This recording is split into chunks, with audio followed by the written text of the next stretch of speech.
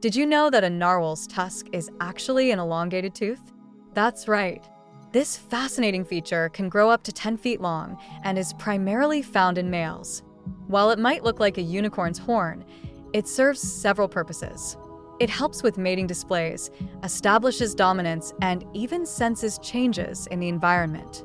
The tusk is packed with nerve endings, making it a sensory tool, allowing narwhals to detect temperature and salinity in the water. So, next time you see a narwhal, remember, it's not just a tooth, it's a remarkable adaptation of nature.